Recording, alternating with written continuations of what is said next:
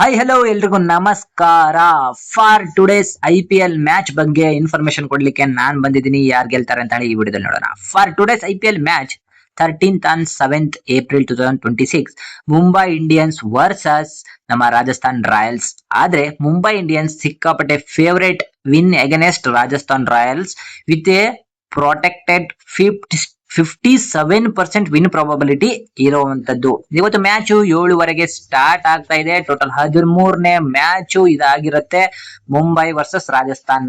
So team ನ strength ಗಳನ್ನ ನಾವು ನೋಡಕ್ಕೆ ಹೋದ್ರೆ, ಸೊ ಮೊದಲಿಗೆ ನೀವು ನೋಡಬಹುದು ರಾಜಸ್ಥಾನ್ ರಾಯಲ್ಸ್ ಅಲ್ಲಿ ಕರೆಂಟ್ಲಿ ಇವರು 3ನೇ ಸ್ಥಾನದಲ್ಲಿದ್ದಾರೆ ಪಾಯಿಂಟ್ಸ್ ಟೇಬಲ್ ಅಲ್ಲಿ. ಯಾಕಂದ್ರೆ 2-2 ಮ್ಯಾಚ್ ಗಳನ್ನ ಗೆದ್ದಿದ್ದಾರೆ. ಸೊ ಇದು ಇವರ ಸ್ಟ್ರೆಂತ್ ಅನ್ಬೋದು. ಸೊ ಅದರಲ್ಲೂ ಕೂಡ ಚೋಪ್ರಾ, ಆರ್ಚರ್ ಹಾಗೆ ನಮ್ಮ ಬರ್ಗರ್ ಸಿಕ್ಕಾಪಟ್ಟೆ ಚೆನ್ನಾಗಿರುವಂತ ಬೌಲಿಂಗ್ ಅನ್ನ ಮಾಡ್ತಿದ್ದಾರೆ. ಇನ್ನು ಸ್ಪಿನ್ನಿಂಗ್ ಅಂತ ಬಂದ್ರೆ ಜಡೇಜಾ ಮತ್ತೆ ರವಿ ಬಿಷ್ಣೋಯ್ ಬೇರೆ ಲೆವೆಲ್ ಅಲ್ಲೇ ಬೌಲಿಂಗ್ ಅನ್ನ ಮಾಡ್ತಿದ್ದಾರೆ. ಇನ್ನು ಮುಂಬೈ ಇಂಡಿಯನ್ಸ್ ಅಂತ ಬಂದ್ರೆ ಇವರು 6th ಪ್ಲೇಸ್ ಅಲ್ಲಿ ಇದ್ದಾರೆ. ಒಂದು ವಿನ್ನು ಒಂದು ಸೋತಿದ್ದಾರೆ, ಅದರಿಂದಾಗಿ ಇವರು 6th ಪ್ಲೇಸ್ ಅಲ್ಲಿ ಇದ್ದಾರೆ. ಆದ್ರೆ ಹಾರ್ದಿಕ್ ಪಾಂಡ್ಯ ಅವರ ಕ್ಯಾಪ್ಟನ್ಶಿ, ಜಸ್ಪ್ರೀತ್ ಬೂಮ್ರಾ ಅವರ ಬೌಲಿಂಗು ಬೇರೆನೆ ರೆಕಾರ್ಡ್ ಅನ್ನ ಮಾಡಿದೆ ರಾಜಸ್ಥಾನ್ ಮಿಡ್ಲ್ ಆರ್ಡರ್ ಮೇಲೆ.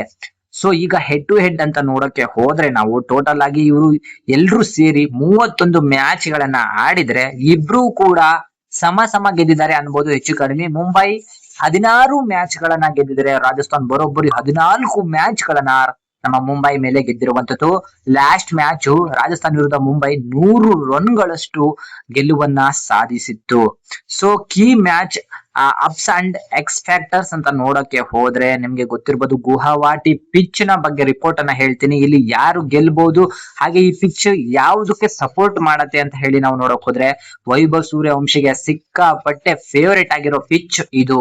ಸೊ ವೈಭವ್ ಸೂರ್ಯವಂಶಿ ನಿಂತ್ಕೊಂಡ್ರೆ ಮುಂಬೈನ ಒಬ್ನೇ ಹೊಡೆದು ಬಿಸಾಕ್ತಾನೆ. ಸೊ ಗುವಾಹಟಿ ಪಿಚ್ ನೀವು ನೋಡಕ್ಕೆ ಹೋದ್ರೆ ಬ್ಯಾಟಿಂಗ್ ಪ್ಯಾರಡೈಸ್ ಅಂತ ಕರೀತಾರೆ. ಯಾಕಂದ್ರೆ ಇದು ಶಾರ್ಟ್ ಬೌಂಡ್ರೀಸ್ ಗಳನ್ನ ಹೊಂದಿರುವಂತಹ ಒಂದು ಪಿಚ್ ಆಗಿದೆ.